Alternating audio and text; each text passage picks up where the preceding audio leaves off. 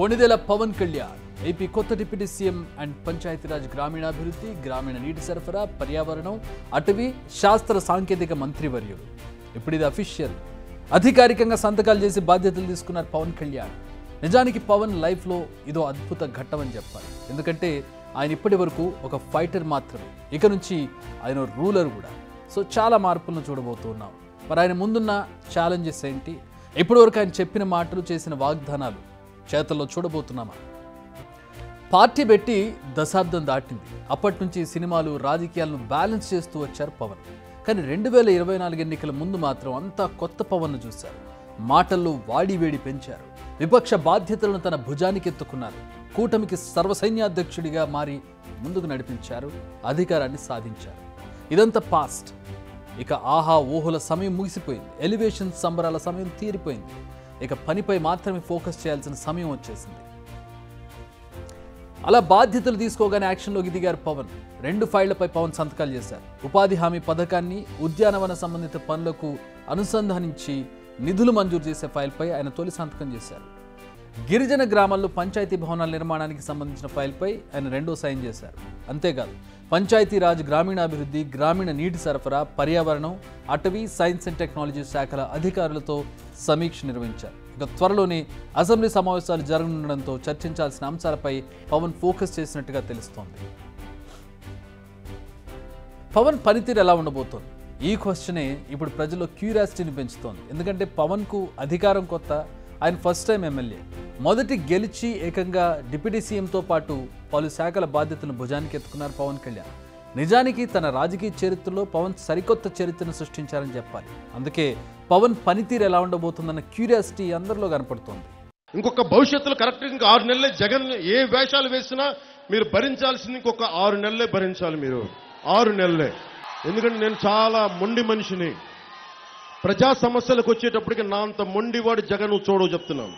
నీకు చెప్పా, మామూలు రాజకీయ నాయకులను చూసావు, విప్లవకారుడు రాజకీయ నాయకుడైతే ఎలా ఉంటుందో నీకు రోజు చూపిస్తాను. నీకు అదే చూస్తున్నావు నువ్వు.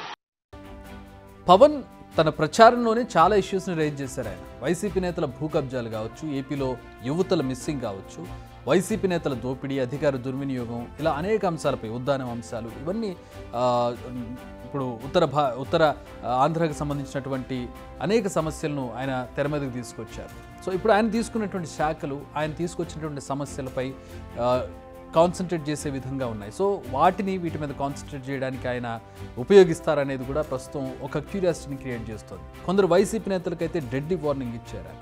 ఇప్పుడు ఆ నేతలపై పవన్ చర్యలు తీసుకుంటారా లేదా? ఏపీలో కనిపించకుండా పోయిన యువతను తిరిగి తీసుకొస్తారా? అట్లీస్ట్ దాని మీద ఇన్వెస్టిగేషన్ స్టార్ట్ చేస్తారా?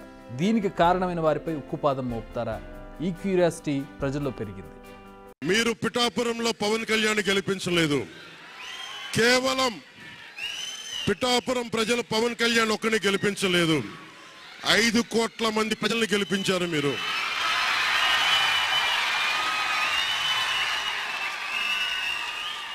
నాకు బలం ఇచ్చారు. ఈరోజు మీరు గుండెల్లో పెట్టుకొని ఓడిపోతేనే ఇంత బలంగా నిలబడినవాడిని, ఇంత బలంగా నిలబడ్డవాడిని. ఇంత గెలిపించి కాదు మీరు ఇచ్చింది, చిన్నపాటి జయం ఇవ్వాల, ఆకాశం అంత విజయం ఇచ్చారు మీరు మాకు మా కూటమి ప్రభుత్వానికి. ఇది గుండెల్లో పెట్టుకుంటాం, నిలబడతాం, నిర్మాణాత్మకంగా పనిచేస్తాం. మీ కష్టాలలో మీ ఇంట్లో ఒకటిలాగా నేను ఉంటాను. మీ అందరికీ మాటిస్తున్నాను.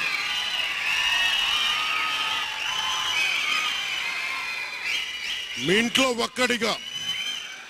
ఒకటే గుర్తుపెట్టుకోండి, మా ఇంట్లో మా కుటుంబ సభ్యుడు. పవన్ పై ప్రజలకు, అందులోని ప్రత్యేకంగా ఆయన అభిమానులకు ఆశలు, అంచనాలు ఆకాశంలో ఉన్నాయి. వాటిని నిజం చేస్తానని గెలిచిన వెంటనే హామీ కూడా ఇచ్చారు పవన్. పిఠాపురం ప్రజలు తనకు ఇచ్చింది గెలుపు మాత్రమే కాదని 5 కోట్ల ప్రజల తరపున నిలబడే అవకాశాన్ని అని అన్నారు. ఇప్పుడు ఈ మాటలకే పరిమితం కాకుండా చేతల్లో చూపిస్తే పవన్కి ఇక అడ్డనేది ఉండదు.